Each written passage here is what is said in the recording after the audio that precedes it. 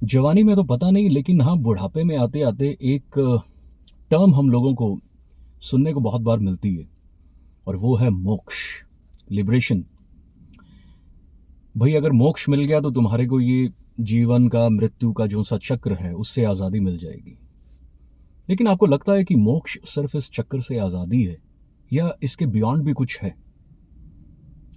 बहुत से लोगों का ये भी कहना है कि जब आप अपनी ईगो को त्याग देते हैं, जब आप अपनी डिज़ायर्स को त्याग देते हैं, जब आप अपनी तृष्णाओं को, इन सब चीज़ों को त्याग देते हैं, तो आपको मोक्ष मिल जाता है।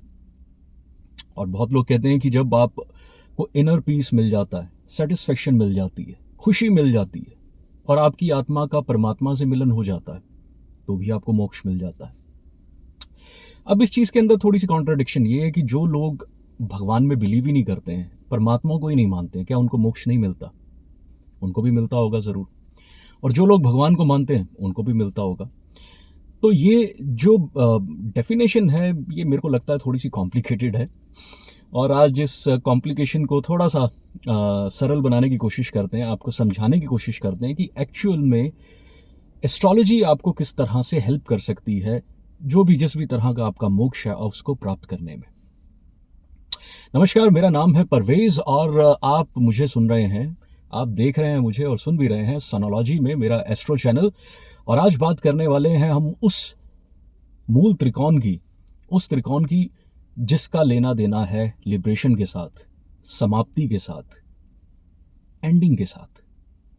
यू रिमेंबर हमने जब ये पहली वीडियो बनाई थी अपनी, जब हम त्रिकोण की बात कर रहे थे, तो सबसे पहले हमने ज़िक्र किया था धर्म त्रिकोण का, 159 की बात हमने की थी। अब आप देखिए कि ये 159 से कितना ज़्यादा अटैच्ड है। 159, एक को हमने कहा कि जब आप दुनिया में आए, आप कैसे दिखेंगे, आपका पर्सोना किस तरह से होगा, आपकी शक्ल-ओ-सूरत किस तरह की होगी, वो पहला घर डिनोट करता है। फिर हमने 5वें घर में बात करी कि आपकी इंटेलिजेंस को 5वां घर दिखाता है। 5वां घर आपके बच्चों को दिखाता है, 5वां घर आपके लव अफेयर्स को दिखाता है, 5वां घर आपके पिछले जन्म के जो पुण्य कर्म हैं, उनको दिखाता है। फिर हमने बात करी 9वें घर की, हमने कहा कि 9th हाउस से आपको आपकी जो विज़डम है, जो-सी ख़ास तौर पर जो आपको जोड़ती है धर्म के साथ, जो धर्म कर्म के साथ जोड़ती है, रिलिजन के साथ जोड़ती है, उसके बारे में बात करता है, लॉन्ग जर्नीज़ के बारे में बात करता है, आपके गुरु की बात करता है। तो अब आप देखिए कि इन घरों की जो-सी प्लेसमेंट है, 4 की, 8 की, 12 की, वो इस 159 से 8th है। चौथा घर 9वें घर से 8वां है, 12वां घर 5वें घर से 8वां है और जोन-सा 8वां घर है, वो तो पहले घर से 8वां है ही। अब 8th हाउस का सिग्निफिकेंस क्या है? 8वें घर को हम बात करते हैं कि भई ये घर है लॉन्जेविटी का, ये घर है डेथ का, ये घर है ट्रांसफॉर्मेशन का, ये घर है सडन इवेंट्स का। इस घर से आप इंश्योरेंस को देखते हैं, इस घर से आप ऑकल्ट साइंस को देखते हैं, इस घर से आप आपकी जॉइंट जोन-सी इनकम है, उसको देखते हैं। इससे आप अपना सबकॉन्शियस माइंड को देखते हैं। फिर अब बात करते हैं 12वें घर की, तो 12वें घर से हम बात करते हैं कि इस घर से हम अपने लॉसेस को देखते हैं, एक्सपेंडिचर्स को देखते हैं, हम अपने फॉरेन ट्रैवल्स को देखते हैं, हम अपने शैया सुख को देखते हैं, जो बेड कम्फर्ट्स हैं, उनको देखते हैं। और चौथे घर से हम बात करते हैं सुख की, हम बात करते हैं घर की, हम बात करते हैं हमारी माँ की, क्योंकि माँ से ज़्यादा सुख तो कोई नहीं देता। हम बात करते हैं इनर पीस की, हम बात करते हैं अपनी प्राइमरी एजुकेशन की। तो अगर आप अब चीज़ को समझने की कोशिश करें कि क्यों मैंने ये 4, 8, 12 के बारे में आपको ये सब चीज़ें बताई और क्यों उसको 159 से रिलेट किया। अब देखिए कि बात जब है 8वें घर की, मोक्ष क्या है? मोक्ष है ट्रांसफॉर्मेशन एक्चुअली। ट्रांसफॉर्मेशन है कि जो आपके पास है, अगर आप उससे आप संतुष्ट हो जाते हैं, उससे आप सैटिस्फाई हो जाते हैं और नियति को कबूल लेते हैं, जिस तरह का आपको शरीर मिला है, जिस तरह की सोच मिली है, जिस तरह का घर मिला है, जिस तरह की गाड़ी मिली है, जिस तरह से आपको आपके गुरु मिले हैं, अगर आप उन सब चीज़ों से अपने आप को संतुष्ट कर लेते हैं, अपने आप को सैटिस्फाई कर लेते हैं, तो आपको मोक्ष की प्राप्ति हो जाती है। तो दरअसल आपसे मोक्ष त्रिकोण ये कहना चाहता है।